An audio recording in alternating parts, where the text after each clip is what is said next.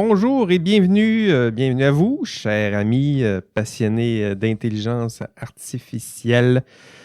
Belle petite communauté qu'est cette communauté AI de la francophonie. Votre hôte Jean-François Sénéchal, professeur d'éthique à l'Université de Laval.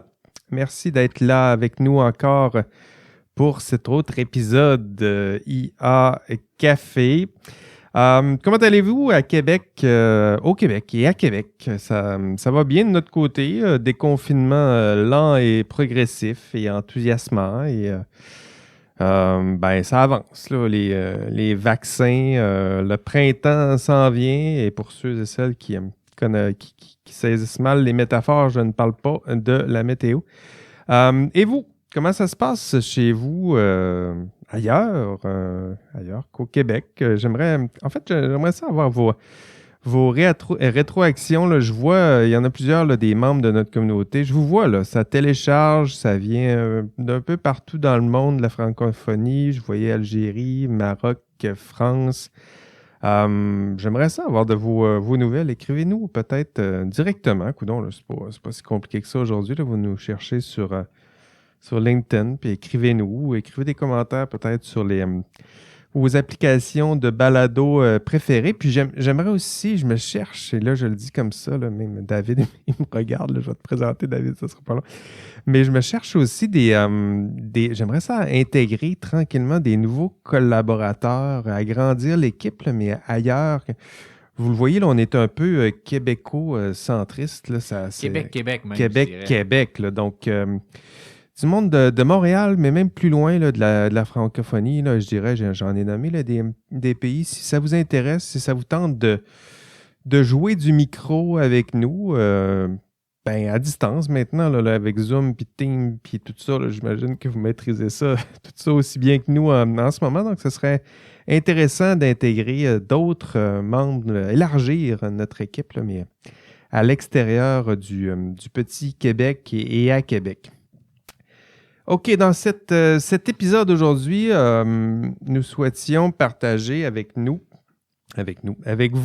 nos premières réflexions, premières enquêtes, je dirais, sur les applications AI, mais dans le domaine des voitures autonomes.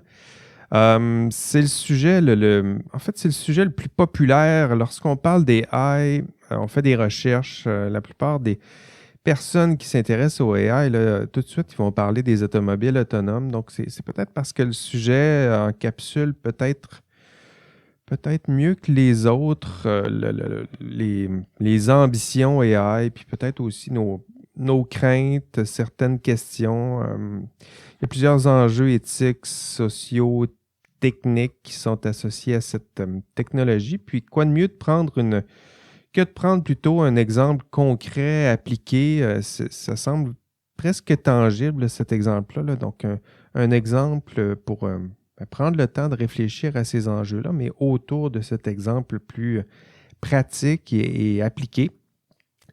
Et pour explorer ce sujet, aujourd'hui mes collaborateurs habituels sont fort occupés. J'ai réussi à récupérer un là, de peine et de misère, là, mais Eve, super vedette, Wonder Woman AI de tous les congrès, bon, elle n'a pas pu être là pour cet enregistrement-là. Fred, AI geek extraordinaire et doctorant, vient juste de faire son examen doctoral rétrospectif, donc grande étape pour lui, mais il reste encore du chemin à parcourir. Mais si vous le cherchez, Fred est à quelque part la langue à terre en train d'essayer de récupérer.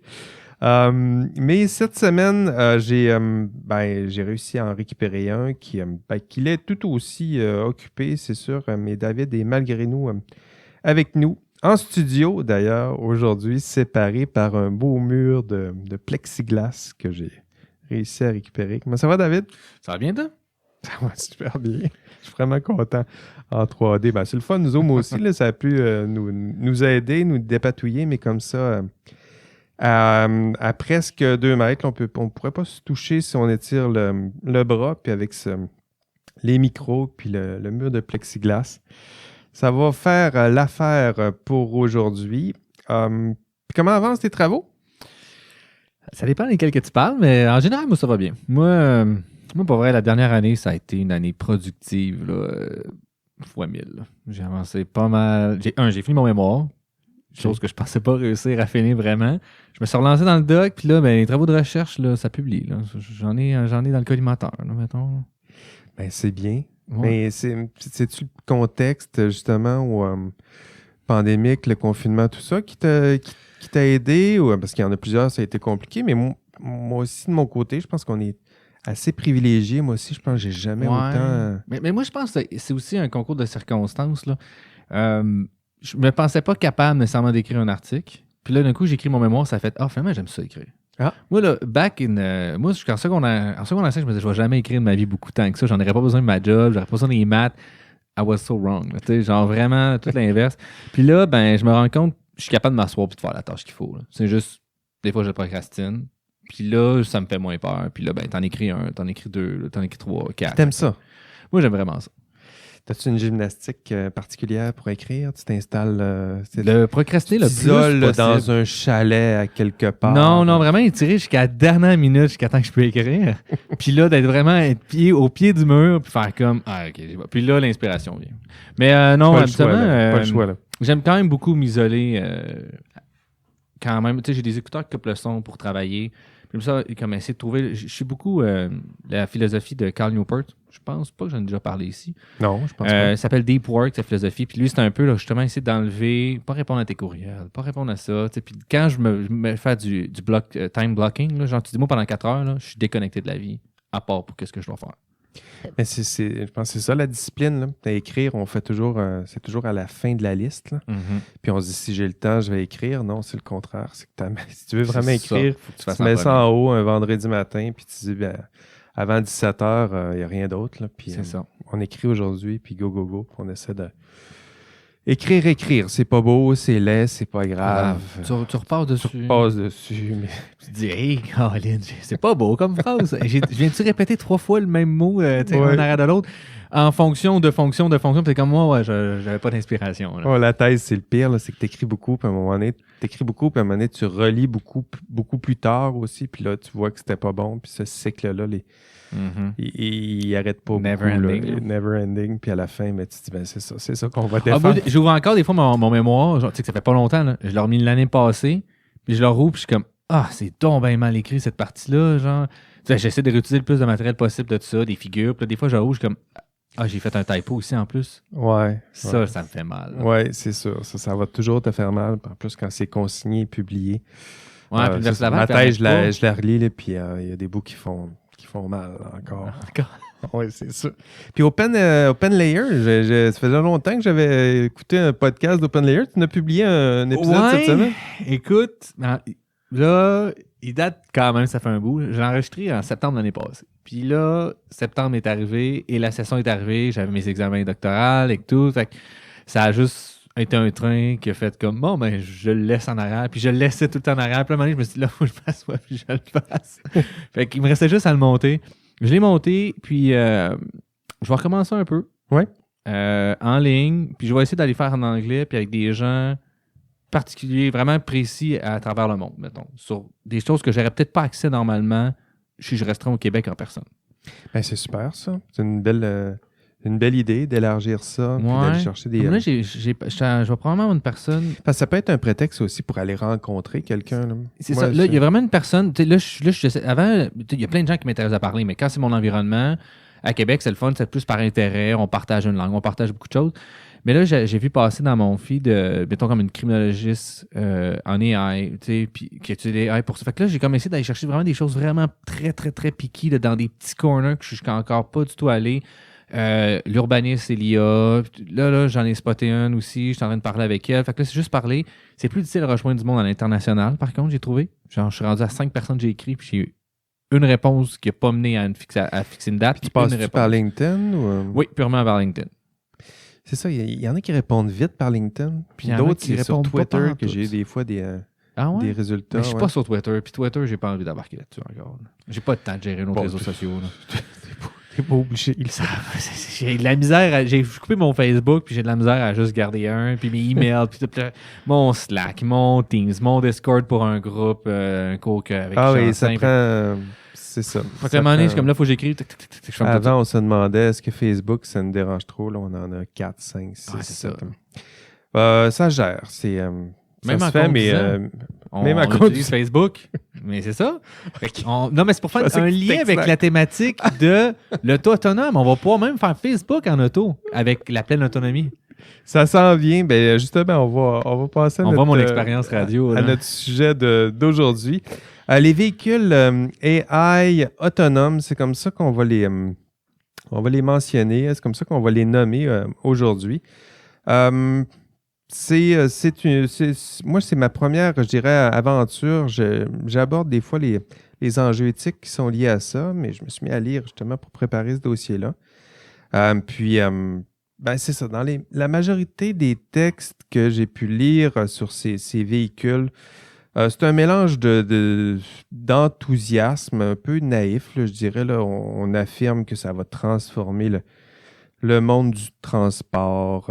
Bon, c'est ça. Donc, comment on les décrit? C'est des véhicules. D'ailleurs, on ne dit pas toujours automobile. Là, donc, ça peut être beaucoup plus large que ça. Des véhicules qui se déplacent sans aucune intervention directe humaine.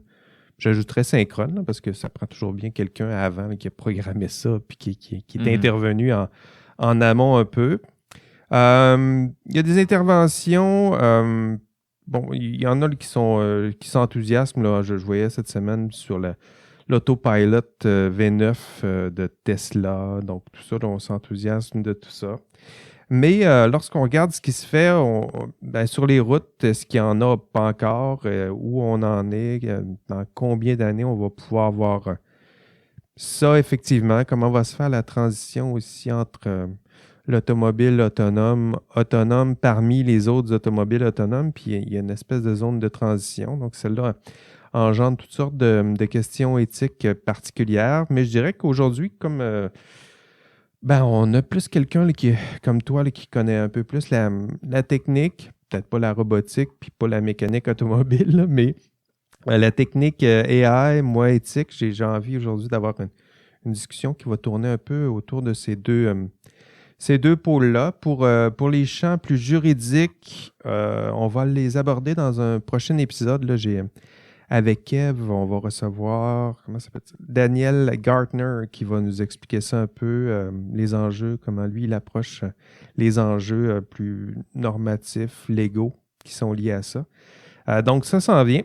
Mais ben, d'abord, je dirais technique, éthique. On va commencer par technique. David, toi, quand tu penses à ces automobiles autonomes, c'est à quoi tu penses? C'est quoi les principaux défis techniques que tu entrevois là? En dehors du robotique, là, moi, j'ai pas aucune expertise là-dedans, fait que je peux vraiment pas répondre à ces questions-là. Si on y va plus dans l'aspect technique, ben, il y a plusieurs sources d'informations qu'on va aller chercher. Il y a la vision, une caméra. Puis ensuite, il y a... Plein d'images. Plein d'images, vraiment en très haut volume, très haut débit, souvent il faut quand même moindrement une bonne qualité. Puis il y a aussi, ben, ça, mettons, on parle de Tesla, là, parce que je la connais un petit peu mieux. Il y a la caméra et il y a aussi un radar. Donc, si on parle, mettons, des antérieurs de la caméra ont développé, au début, ils utilisaient beaucoup la caméra. Puis, Ils ont ajouté des radars. C'est ça. En fait, parce qu'il y a eu un premier cas où est-ce qu'il y a eu un décès, où est-ce que l'auto n'a pas réagi à son environnement de façon attendue. C'est le cas où est-ce que l'auto a été coupé là, au niveau de l'habitacle par un semi-remorque qui faisait un U-turn. Puis le semi-remorque avait à peu près la même couleur que le ciel. Donc l'auto, elle n'a pas détecté avec la caméra, comme quoi que c'est un semi-remorque à cause de l'angle. Puis elle a juste continué. Fait qu'à 100, je sais pas, mettons, on va dire 70 km/h, il ne reste plus grand-chose. Ça a été... on a coupé tout. Puis c'est là qu'ils ont fait comme, faut peut-être introduire des radars ou il faut qu'on utilise plus les radars. En fait, je ne me trompe pas, c'est qu'il faut qu'on utilise plus les radars. L'ajout, c'est quoi que ça ajoute comme... Ben, finalement, c'est un signal. T'sais. Un modèle, là, on va recommencer un petit peu. Ça se cogne sur quelque chose puis ça revient. Là. Ouais, exact, c'est ça. Là. En fait, ça envoie un signal. Exactement. Je sais pas. Non, ça, c'est un sonore. Fait qu'un radar, c'est. Non, un sonore, c'est dans l'eau, puis un radar, c'est la même chose, mais ça va inconner puis ça revient. Puis, finalement, ton modèle va utiliser plusieurs sources d'informations. Donc, les photos, ça en ont une, la caméra, c'en est une. On pourrait avoir aussi peut-être la température ambiante, c'est une source d'information. Il fait 30 degrés. Ben, bon, ça peut j'imagine sa impacter. propre vitesse, Sa propre la vitesse, une distance de information. freinage, son poids. Ben, la masse exactement dans le véhicule. Fait que tout ça, c'est toute de l'information qu'un modèle essaie de prendre, qu'un humain, normalement, c'est ça qu'il ferait. Avec ça, on a nos yeux, nos oreilles, etc. Peut-être qu'on n'a pas une information aussi précise, par contre, qu'un humain. Là, le modèle a toute cette information-là vraiment précise et consciente, finalement, de ça. Puis toute cette étude d'information-là ben, permet d'arriver et dire, ben là, je prends des décisions. Puis, je regardais, j'avais assisté à une présentation, justement, Uber ont aussi, là, ils travaillent beaucoup dans la véhicule autonome, puis ils montraient un peu comment, c'est quoi le processus de décision, puis comment ils arrivent à prendre des décisions. Puis, c'est vraiment basé sur, tu sais, comme un peu comme un humain. Là. Ces angles morts sont où?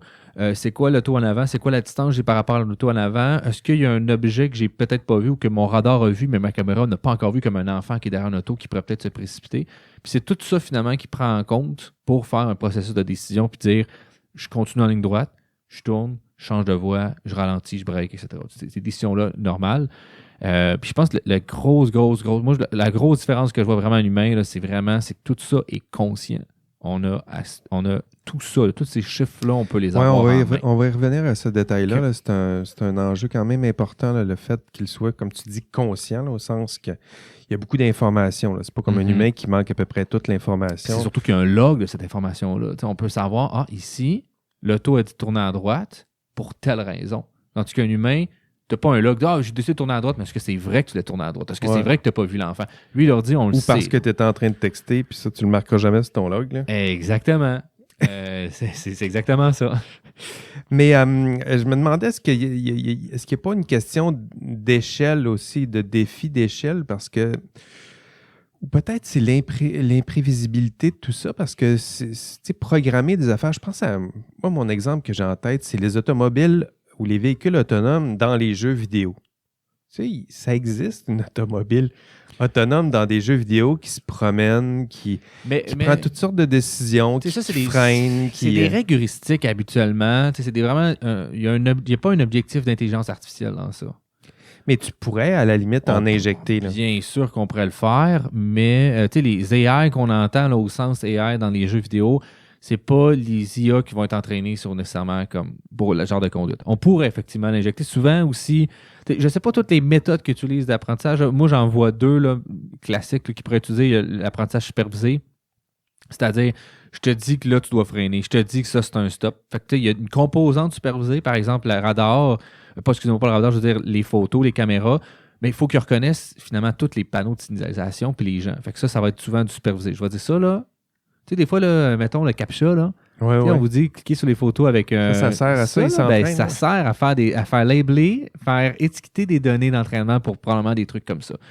Puis ça, finalement, c'est de créer une boîte autour, dire ça, je pense que c'est un stop, ça, je pense que c'est ça, etc., etc. Puis tu as probablement du non supervisé qui est, ben là, je te demande d'apprendre à conduire. Je te dis la tâche que je veux que tu fasses. Je te dis pas comment l'atteindre, l'objectif, mais je te dis, voici un environnement, puis je te donne une récompense, l'apprentissage par renforcement qu'on appelle finalement, c'est probablement comme ça qu'ils le font. Là, j'extrapole, c'est qu'est-ce qui me semble le plus logique pour entraîner ce genre de truc-là. Puis c'est de dire, ben, je prends un agent, je le mets dans un environnement de simulation au début, puis je dis, ben, je vais t'apprendre à conduire. Puis pour conduire, je te donne des récompenses. Tu n'as pas frappé un piéton, ben, tu n'as pas de points, mais tu n'as pas non plus du négatif. Finalement, tu peux aller d'un deux côtés.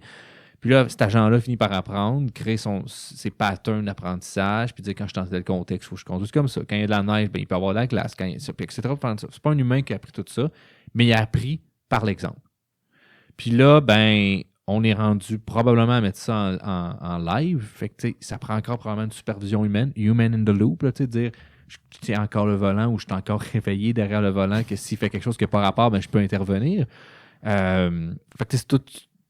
La dernière fois, l'humain in the loop, il s'était pas endormi. Il y en a plusieurs photos que tu vois des humains dans des Tesla bien cantés ou qui écoutent des films. Puis il y a un gros écran que tu peux écouter. L'écran il est immense dans les Tesla là, que tu peux écouter un film là-dessus. Là. Fait que c'est sûr que je pense on n'est pas encore à la pleine autonomie, mais on s'en approche. Puis on avait déjà fait des pas. Je veux dire, un cruise control, l'autorégulateur de vitesse était déjà de l'autonomie de véhicule. On enlevait une partie de l'aspect de la conduite. Les systèmes d'aide à la conduite, genre tu changes de voie, ça commence à faire partie de l'automatisation. C'est dans les premières étapes. Puis d'avoir un 100% autonome, c'est sûr que y a du chemin probablement à faire. Je ne suis pas un expert dans tout ça, qu'est-ce qu'ils font. Là. Je ne sais pas si ils sont rendus outside, mais je sais qu'il y en a qui parlent on parle de 2025, là, que ça va venir. 2025, on 2025, 2030, là, on va commencer sur des véhicules 100% autonomes. Là. Donc, 2025, c'est ta prévision. C'est pas ma prévision, c'est qu'est-ce que j'ai entendu. Ta prévision. Moi, ma prédiction, ben, en fait, il y a beaucoup il y en a.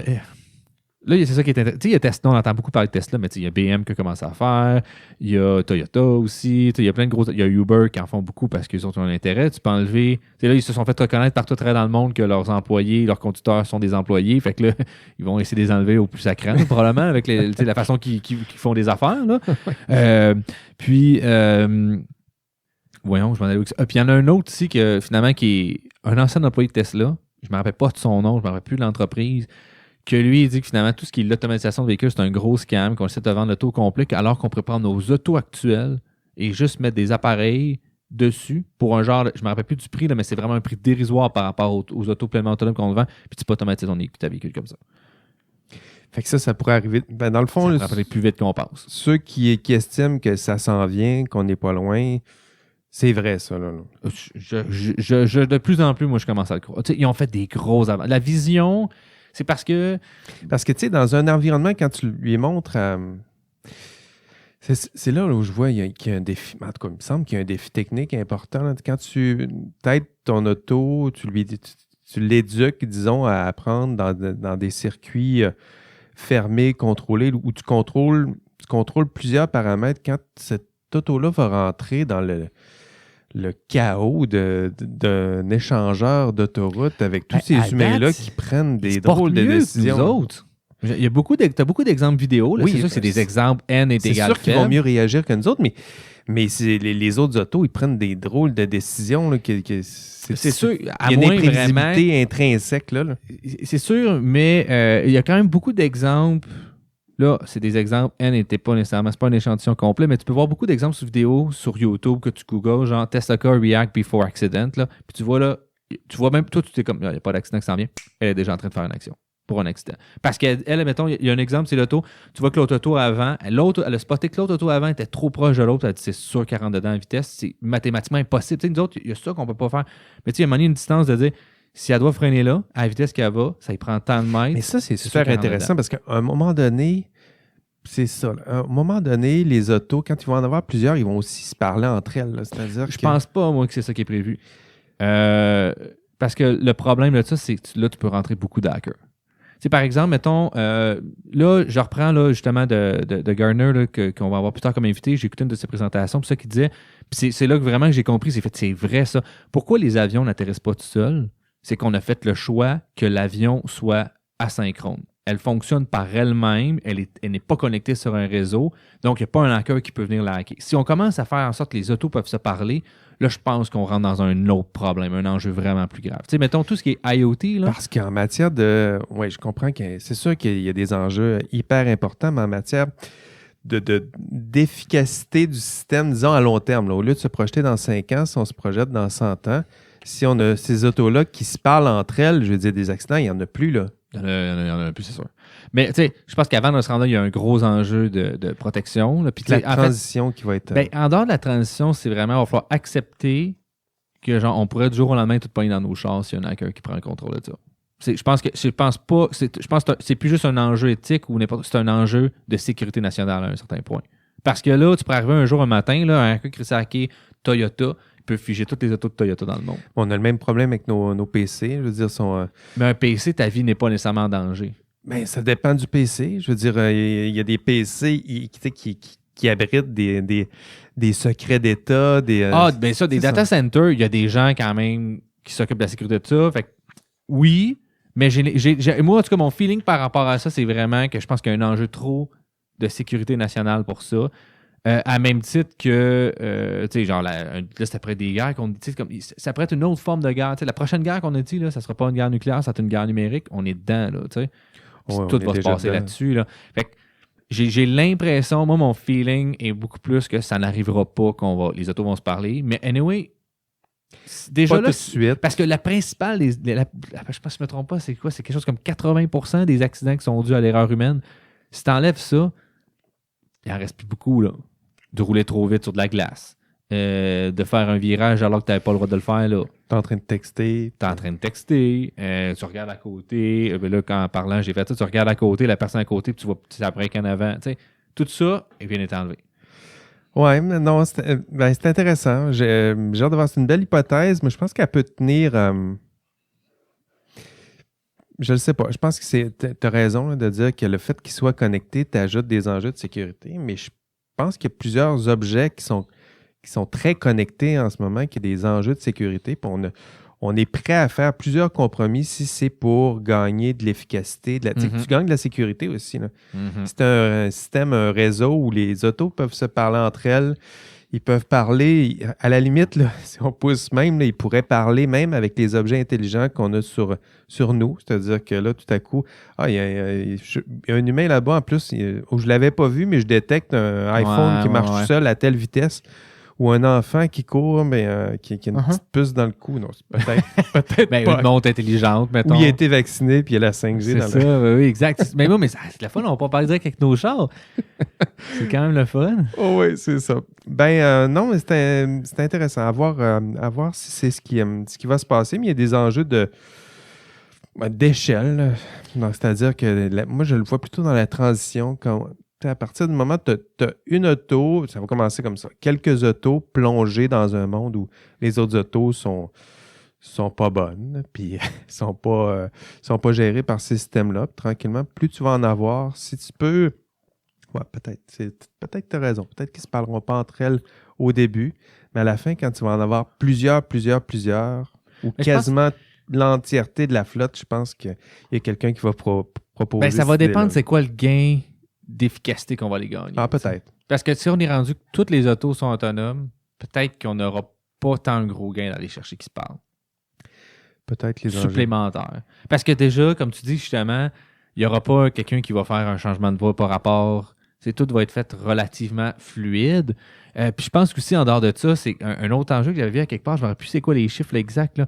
Mais j'avais vu aussi que les autos autonomes vont contribuer probablement à la décongestion routière parce que les principaux facteurs de congestion, c'est l'humain qui fait des actions qui n'ont pas rapport alors qu'une forte densité. Qui freine parce qu'il y a eu un accident, qui freine parce qu'il voit qu'il y a eu un accident. Spot l'accident à côté. Puis, fait que tout ça va comme être éliminé, puis il y a des bonnes chances c'est ça, ça pourrait réduire la congestion routière en plus. Fait qu'on n'aura pas besoin d'un troisième lien. En plus, une pandémie aussi, il paraît que ça réduit la congestion routière. Les enjeux éthiques. Moi, là, les enjeux éthiques, là, comme on les aborde, je dirais dans n'importe quel cours, je vais te montrer. Je vais te donner des secrets de prof, là, comment on enseigne l'éthique en général, puis comment cet archétype-là des automobiles autonomes s'inscrit dans un cours d'éthique là, en génie. Typiquement, lorsqu'on parle des enjeux éthiques classiques, je dirais, des enjeux classiques, ce qu'on voit, l'exemple qu'on prend toujours, c'est l'exemple du tramway. Je ne sais pas si tu as déjà entendu parler de... Bon, ça, c'est l'exemple classique du tramway. Là, pour ceux et celles qui sont moins familiers, là, je vous décris un peu cette expérience-là. C'est l'histoire. Donc, vous êtes opérateur, vous êtes sur le bord d'une rail de chemin de fer, puis vous voyez un train ou un tramway qui se dirige vers vous, puis il y a un levier devant vous, puis vous avez deux choix. C'est toujours comme ça qu'on pose la question. Choix 1, vous faites rien et vous laissez aller ce train ou ce tramway aller tout droit, mais il y aura 5 morts. Ou 2, vous tirez sur le levier et le tramway dévie, et à ce moment-là, il va aller frapper une seule personne, donc un seul mort. Pour nous, cette expérience-là, on la présente en classe et ça nous permet d'aborder plusieurs courants philosophiques là, en éthique appliquée, en morale. D'abord, je dirais que le réflexe des étudiants, c'est souvent de se lancer dans des arguments conséquentialistes, là, c'est-à-dire que faut en sauver 5, 1, 5. Donc, on fait le calcul des conséquences, on essaie de réduire le nombre de conséquences, on réduit les conséquences négatives, on essaie d'accroître les conséquences positives, on essaie de faire le plus grand bien pour le plus grand nombre. Donc, tout ça, ça s'inscrit, ça illustre très bien le premier courant qui est le conséquentialisme, l'utilitarisme. L'autre, c'est le courant déontologique. Donc, de dire que il y a des règles à suivre, il y a des normes à suivre. Il faut s'appuyer sur des règles, des normes qui sont un peu plus universelles. Chaque être humain a le droit à la vie. Il faudrait peut-être savoir lequel de ces êtres humains-là qui est le plus fragile, peut-être dévier, dépendamment de... Parce qu'on ajoute ça aussi dans le dilemme du tramway. On ajoute toutes sortes de détails, mais je dirais que le but, c'est de voir un petit peu l'ensemble du spectre. C'est les deux gros courants là, en éthique appliquée, conséquentialisme, utilitarisme, et de l'autre côté, déontologisme. Puis ça permet d'aborder bien le problème. Puis, t'avais-tu déjà entendu parler de ça? Du spectre, tu parles, là? Non, mais du dilemme. Du dilemme, oui. Oui. Puis, le lien avec les AI. Ben, le lien avec les AI, c'est que depuis plusieurs années, je dirais depuis 10 ans, depuis qu'on a commencé à parler des automobiles autonomes, là, moi aussi, je le fais en classe, c'est-à-dire qu'on remplace le dilemme du tramway par des expériences de voitures autonomes. Donc ça, c'est très trendy de le poser de cette façon-là. Tu me diras si ça fait du sens aussi, là, c'est-à-dire que nous autres aussi, là, on s'en crée des histoires, là. En fait, on s'appuie sur, vous irez voir aussi ça, c'est le modèle proposé par le MIT, donc Massachusetts Institute of Technology, qui produit un site qui s'appelle Moral Machine. T'as-tu déjà vu ça? J'ai déjà entendu parler. C'est une plateforme là, qui compile, qui nous propose plusieurs scénarios avec ces automobiles autonomes, puis tu dois faire des choix, toujours avec des choix, là, tu as deux choix toujours à gauche, à droite, plusieurs scénarios. C'est sur le site, ça s'appelle Moral Machine. De toute façon, je donnerai les informations dans les notes de podcast. Mais par exemple, des exemples de dilemmes là, qu'ils nous donnent, puis là, je vous invite à y réfléchir. Scénario 1. Tu as un automobile autonome sans conducteur ni passager. Ça, c'est précisé parce que ça se peut qu'elle se promène tout seul aussi, qu'elle retourne à la maison. À gauche, donc dans le premier choix 1, on frappe un homme qui traverse au passage piétonnier. Donc, il a le droit. Il y a la lumière verte, il traverse. À droite, 3 adultes. Donc, deuxième choix. 3 adultes, mais qui ne devraient pas être dans la rue. OK? Ça, c'est le premier choix. Puis là, on demande de cliquer. Pas de justifier, là. Juste cliquer. Deuxième choix. Un automobile autonome, sans conducteur ni passager. À gauche, un homme, 2 femmes. À droite, 2 femmes, un homme. Tu cliques. Tu choisis plus des femmes, des hommes, tu vois un petit peu. Troisième, automobile autonome avec 4 passagers. À gauche, un muret de sécurité. À droite, 2 hommes, 2 femmes.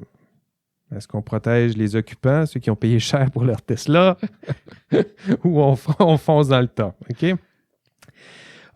Puis c'est ça. Donc, BM ou Mercedes a annoncé qu'elle allait faire le choix de sauver les conducteurs avant les passagers avant les autres personnes. C'est un choix moral, c'est clair, c'est affirmé. Est-ce le bon choix? En tout cas, c'est transparent. Je crois que c'est ça qui est le plus important, c'est transparent. C'est transparent, c'est ça. Ça dépend de ce qu'on dit. Quatrième exemple, automobile autonome, aucun passager. À gauche, 2 personnes âgées. À droite, un enfant. C'est toutes des questions que... C'est ça. Ça ramène vraiment à la société, là, je pense. Là, oh, oui. Et là, il y a plein d'autres dilemmes. Il y en a des centaines. OK? Puis le but, c'est de cumuler des clics pour voir l'humain, là, concrètement, si on lui demande de choisir, il s'en va à gauche ou à droite. Plein de dilemmes, des hommes, des femmes, vous l'avez vu, des vieux, des jeunes, des chiens, des chats. Tu mets un chien, un chat là-dedans, ça fait une différence? Toutes sortes de choix, des dilemmes, d'un côté des programmeurs AI, de l'autre des philosophes. Tu as à choisir. Non, je ne sais pas. Non, celui-là n'existe pas. Puis toi, tu aurais priorisé les chats, probablement. Tu n'as jamais fait cet exercice-là du MIT? Non, je ne l'ai jamais fait, mais j'en ai beaucoup entendu parler. Je devrais aller le faire, je pense. C'est vraiment fascinant. Puis surtout quand tu répètes, là, c'est-à-dire que des fois, c'est plus simple. En tout cas pour toi, puis d'autres fois, ouais, tu te mets à hésiter pas mal. Donc, des exemples qui tentent de reproduire des dilemmes auxquels pourraient être confrontés d'éventuels véhicules autonomes. Mais c'est ça, quoi faire avec ces véhicules autonomes? Est-ce qu'on peut leur montrer comme ça? Parce que je pense qu'il y a ça un peu derrière la MIT. Commencer à monter une banque de données. Si ces dilemmes-là se posent, à quoi ressemblent les décisions morales si il n'y a plus de temps de freinage, si l'automobile finit par comprendre qu'il n'y a pas le choix, il faut falloir qu'elle frappe à gauche ou à droite, c'est quoi qu'elle devrait choisir. Puis ce qui est intéressant, c'est que ça, je pense que tu l'as mentionné un peu, ça challenge un peu le concept d'accident, là, c'est-à-dire que pour nous, là, ces questions-là, ils ne se posent pas. Là. C'est-à-dire qu'à la vitesse que ça va, c'est un accident. Tu n'as rien de temps. Oh, t'as pas le temps de dire c'est pas si conscient c'est-tu une personne âgée, c'est-tu un chat il y a une personne ou un très petit tigre. Tu te demandes pas ça. Là. Tu te dis, j'ai pas le temps, je t'ai distrait, puis hop, pédang, puis à la fin, qui va être coupable, qui va être responsable, c'est pas nécessairement la personne qui a eu l'accident devra payer pour les dommages. Probablement, c'est une question d'assurance, à moins qu'il y ait mort d'homme, évidemment. Mais la culpabilité, le sentiment de culpabilité morale, il n'y a personne qui va l'avoir parce que tout à coup, c'est un accident. Là, je veux dire, on peut bien se sentir coupable, là, mais j'avais pas les moyens, j'avais pas les données, j'avais pas le temps de calculer. Mais pour une automobile autonome, le concept d'accident, il est stretché. Là. C'est-à-dire qu'elle a le temps de calculer puis de penser à tout ça. Là. Quand tu disais qu'elle prend des photos, elle fait de la reconnaissance, elle peut savoir il y a combien de personnes dans le véhicule qui est en face. Elle peut le savoir avec une photo. Je vais à quelle vitesse? C'est quoi mon temps de freinage? À gauche, c'est qui? À droite, c'est quoi? Est-ce que c'est un auto? Quelle est c'est une vanne ou c'est une petite voiture cheap? Donc, prendre ce genre de décision-là, ce serait possible, dans le fond, pour ces automobiles-là. Là. Ce qui est intéressant avec ce que tu viens de sortir, c'est que dans ces décisions-là morales, on a quand même vu un petit peu des biais discriminatoires, là, comme est-ce que je veux plus aller vers les femmes ou vers les hommes, là, finalement, là, je veux-tu frapper plus de femmes ou frapper d'hommes dans le scénario? Puis ça va être intéressant de voir comment on va implémenter ça dans les algorithmes. Parce que les biais discriminatoires ont été remarqués, là, constatés dans ça. Est-ce qu'on va prioriser dans certains pays de frapper les personnes âgées ou les personnes plus jeunes? Est-ce que si c'est des homosexuels, est-ce qu'on va porter plus à les frapper? Est-ce qu'on va aller à faire juste ce type de choix-là ou on va complètement laisser de le rendre le plus neutre possible et d'enlever ces biais-là ou on va consciemment faire ce choix-là? Mais moi, je pense que c'est un peu Parce que ça, c'est un peu ça que ça fait. Là. C'est un peu ça. C'est que ça nous oblige à au moins expliciter à quoi ressemblent ça les mesure, nos biais. Là. C'est-à-dire que tu demandes, à force de demander, après 100 questions, toutes les fois que tu poses une question, tu te rends compte que la personne, les personnes âgées, ils passent par là, puis ils privilégient les enfants. C'en est une préconception. Pourquoi à ce point-là? Je pense que ça peut varier d'une société à l'autre. Si toi, les animaux, ça fait aucun sens dans ta décision morale, il y en a déjà un biais ou une façon d'interpréter comment tu penses, c'est quoi ta morale là, que tu n'as jamais explicité, mais c'est quoi qui se cache? Là? Je ne sais pas, est-ce que ça va aller jusqu'à... On va te faire un test pour fine-tuner l'ordinateur en fonction de toi? Est-ce que ça va aller jusque-là ou ça va être standardisé pour tout le monde? C'est ça la patente. C'est-à-dire que techniquement, là, tu me diras si ça a du sens, là, mais les deux courants, on va y aller. Je vais partir des deux courants, puis après ça, on va venir à l'autre là, qui est de s'appuyer un peu là, sociologiquement, essayer de voir comment les humains prennent leurs décisions, puis essayer de voir si l'auto pourrait apprendre aussi de la même façon. C'est-à-dire que techniquement, moi, c'est comme ça que je le vois, là. C'est-à-dire que pour des automobiles intelligentes, le premier mouvement là, que je t'expliquais, le conséquentialisme, pour moi, celui-là, il fait du sens. Là. C'est-à-dire que demander une voiture de lui montrer à calculer, à penser aux conséquences positives, négatives, combien il va y avoir de personnes, de blessés, tout ça, pour moi, c'est un langage qui est possible d'intégrer à des automobiles intelligentes. Ça se peut, ça, non? Tu sais, on peut à peu près n'importe quoi faire là, avec les guillemets, là, tu sais. Fait que je pense que c'est surtout c'est quoi l'objectif final, puis c'est quoi les ressources qu'on est prêt à mettre pour atteindre cet objectif-là aussi. Là, Mais de montrer éventuellement une automobile à... l'idée, juste le concept du plus grand bien pour le plus grand nombre. Disons que l'automobile, il y a un passager, puis se sacrifier pour éviter un carambolage, ça se peut-tu, ça?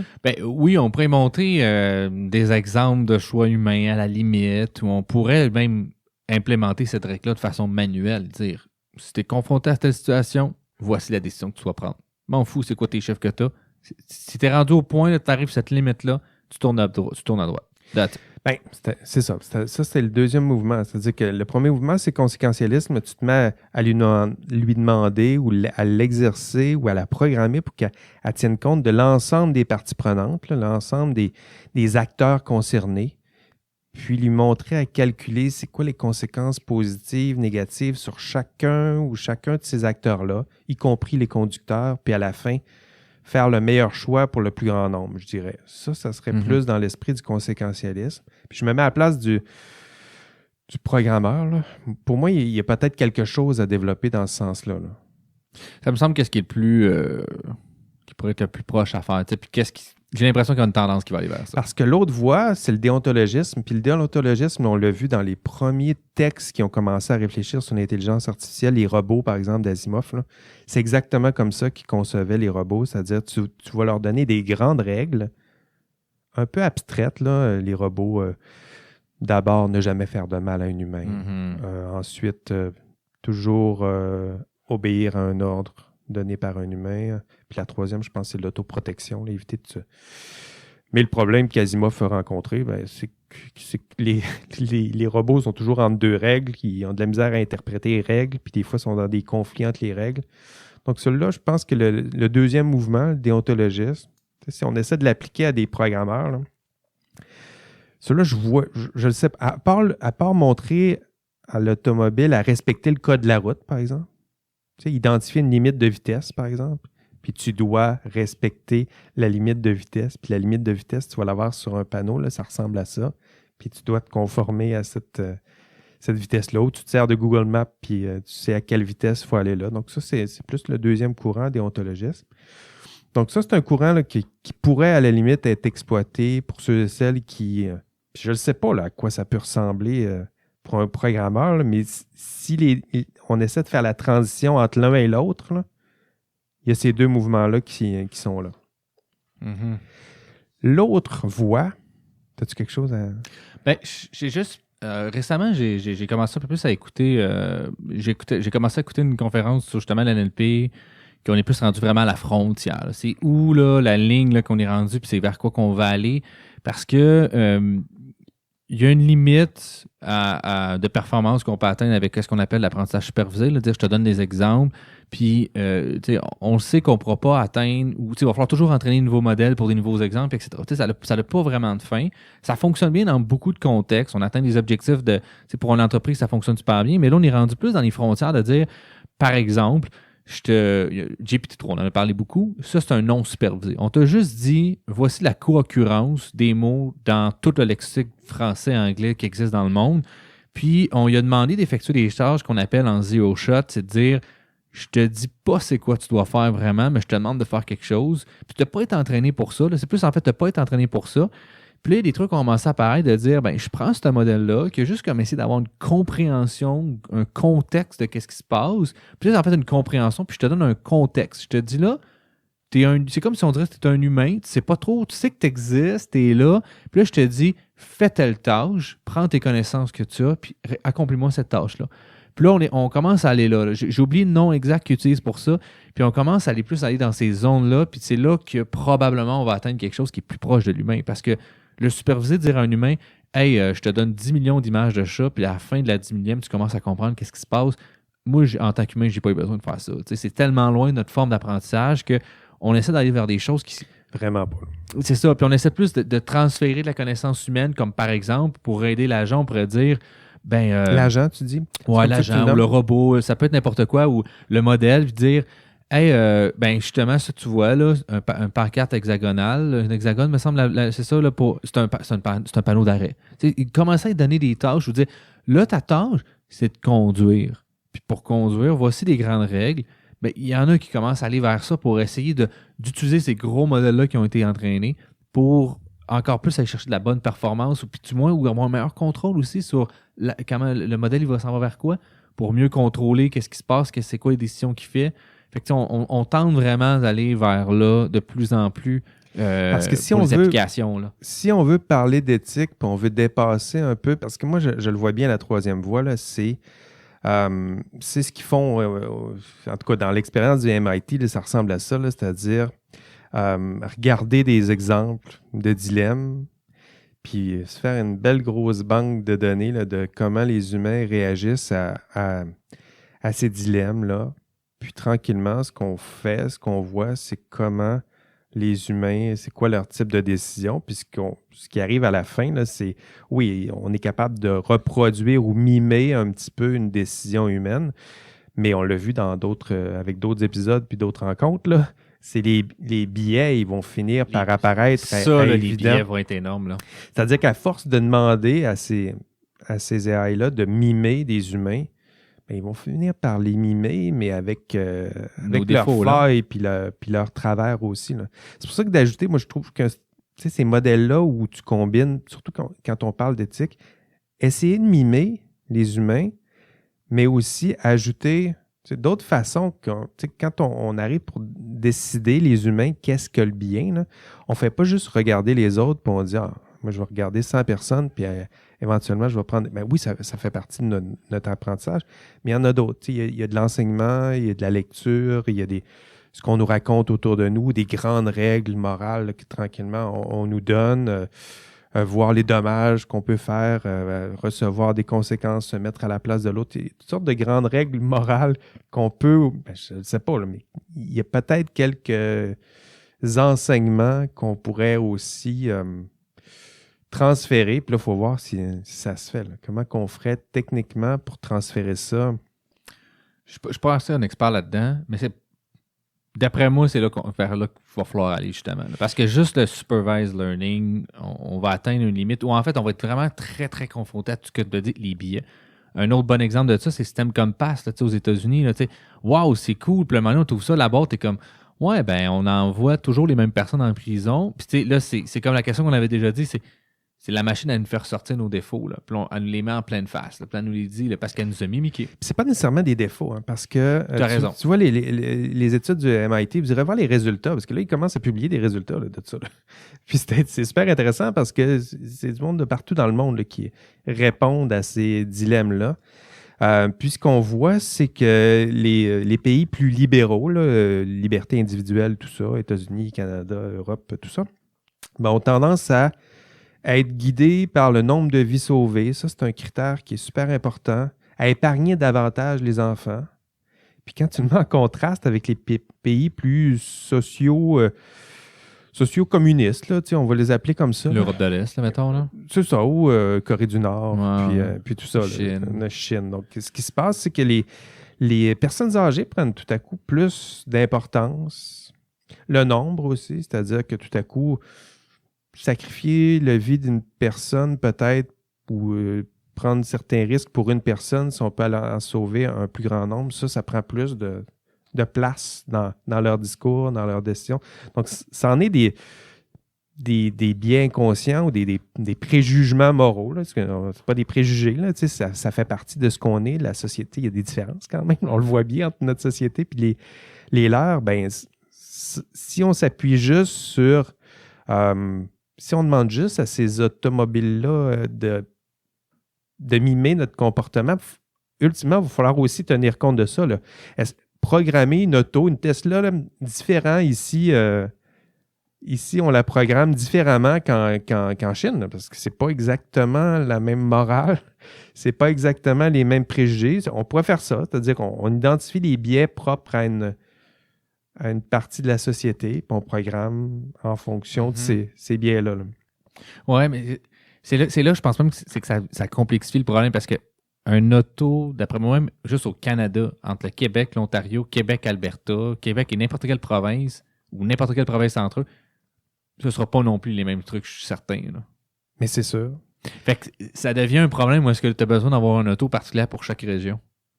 C'est là que je pense que ça devient un enjeu technique, tu sais, comme ce que tu as parlé plus tôt, là, de rendre une mise à l'échelle. Là. Mais là, c'est que c'est rendu, il va falloir que chaque auto de chaque région, peut-être même en changeant de région, change de comportement, peut-être même. Là. Si on essaye de mimer, c'est ça le problème. C'est que si on essaye de mimer, si on demande à. C'est ça, on hésite ça toujours devient à complexe. Ça devient complexe. C'est-à-dire que les humains, ils ne sont pas tous pareils, puis ils peuvent changer d'une société à l'autre, d'un individu à l'autre. D'une société à l'autre, il y en a aussi des différences importantes là, dans notre conception même de la morale. Ici, où, on dit on veut qu'ils servent l'éthique, qu'ils soient éthiques, qu'ils servent le bien, mais le bien tel qu'on le conçoit ici, ça peut être pas mal différent que tel qu'on le conçoit dans certains pays susmentionnés. Là. Oui, définitivement. Combien de temps? Oui, ça commence à faire du...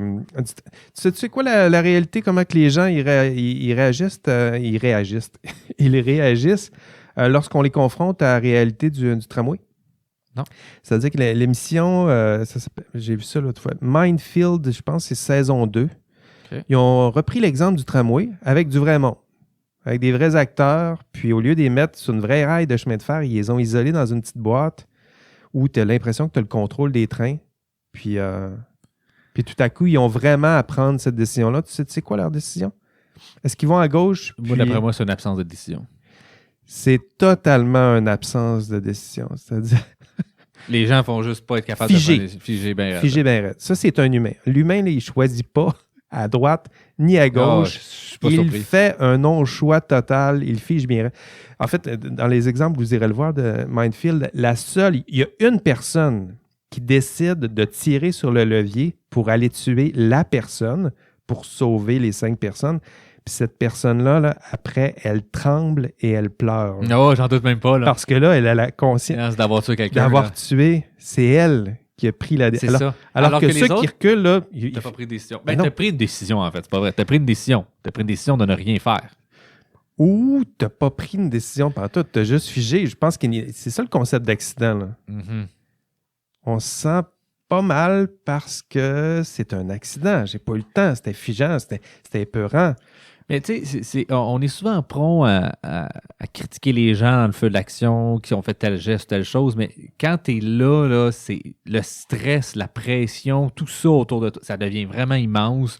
Ça devient difficile d'agir. Il y a des rôles, tu peux penser à des policiers, des pompiers, des rôles d'action parce qu'en une fraction de seconde, tu dois prendre une décision, puis une décision qui peut impliquer la vie d'une autre personne. Ça devient extrêmement difficile de dealer avec ça. Là. De dealer ça, puis de faire ce choix-là conscient là, aussi. Là, c'est vrai, tout à fait.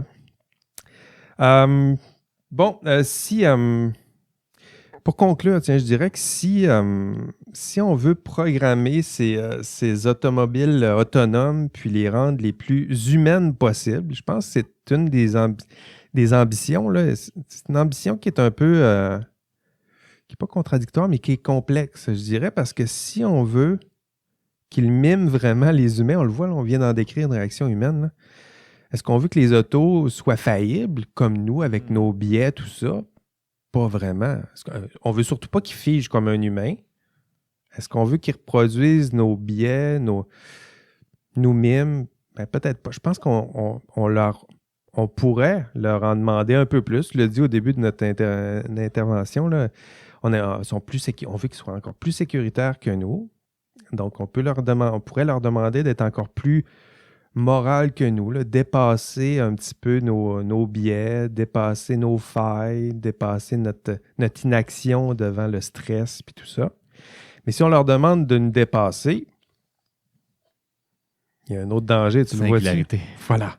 Mais il y a un autre point aussi par rapport à ça, justement. J'assistais cette semaine à une présentation, là, il y a un cours que je suis, puis j'ai oublié son nom là, de la personne qui venait de me présenter, malheureusement, là, excuse-moi. Puis elle parlait finalement, elle, c'est plus en santé, c'est le droit en santé. Puis quand c'est une machine qui prend une décision, si la machine, souvent, là, ce qu'on constate, qu'est-ce qui était constaté, c'est que si la machine est meilleure que l'humain, puis elle fait une erreur, on la pointe encore plus du doigt que si elle était moins bonne qu'un humain et qu'elle faisait une erreur. Fait qu'on peut embarquer aussi dans une autre où ça peut venir difficile parce que là, c'est sûr qu'elle parlait plus de système d'aide à la décision et de compagnie là, plutôt que tout ça, mais ça reste quand même que si la machine vient au point qu'elle tue un humain, pour une erreur qui arrive une fois, là, tu sais, comme sur 1 million, ben là, ça va être la fin. Probablement, c'est là que ça va être ces cas-là qui vont être difficiles. Alors que si elle faisait plus souvent des erreurs, ben probablement qu'on serait plus ou qu'elle serait moins bonne que l'humain pour conduire, probablement qu'on serait plus enclin à accepter ça. Faudrait les programmer à faire quelques erreurs de temps en temps. Là. Tu sais, les rendre plus humains. On dirait qu'on est dans... c'est quoi déjà? Imitation Game? Parce que c'est exactement ça qu'il dit, là. Ah oui, c'est ça qu'il dit? Ben, finalement, il y a un point à un moment donné qui dit si les nazis se rendent trop compte qu'on n'arrive pas... On prend trop des décisions qui font en sorte qu'ils pourraient se rendre compte. Il faut que, de temps en temps, qu'on fasse des décisions qu'on fasse comme si on n'a pas compris cette information-là. C'est un peu plate, là, de dire ça, parce qu'ils jouent avec la vie des gens, mais c'est de dire faut pas qu'ils sachent qu'on ait brisé Enigma, donc il faut qu'on fasse en sorte que ça a l'air probable qu'on ait réussi à comme, faire ce move-là et non ce move-là. Je ne sais pas que ça serait vraiment une bonne idée de programmer les AI pour que des fois, la rendre plus humaine, là, elle va faire une petite erreur, puis c'est normal. Après un petit coup, puis elle s'en va conduire. Bon, ben on va conclure là-dessus, David. Ben merci. Merci d'être venu aujourd'hui. C'est très généreux dans Ça fait plaisir. Ce contexte de gros travaux. Dans les prochains épisodes, nous allons revenir évidemment sur ces enjeux. On a fait les enjeux éthiques, les enjeux techniques. On va y revenir, je veux dire, on commence notre enquête, rappelons-le. On va revenir aussi aux enjeux juridiques, c'est ça. Les normes, tout ça, avec Eve et monsieur, j'ai déjà oublié son nom. C'est pas Daniel Garner? Garner, voilà. Je l'ai déjà oublié. Ça fait même pas 1 heure que je l'ai dit, puis je m'en souviens plus. Moi, j'ai écouté sa présentation, vraiment fascinant. Ouais. Excellent. Donc, on va c'est très bien. Tu vas pouvoir lui poser des questions. On va préparer nos questions en conséquence. Ça s'en vient. Soyez patients. D'ici là, reposez-vous bien. Jean-François Sénéchal, merci de votre écoute. Merci d'avoir écouté cet épisode d'IA Café. Merci d'être là à chaque épisode. Et on se revoit au prochain épisode. Et d'ici là, on rêve peut-être de moutons électriques. Allez, bye bye.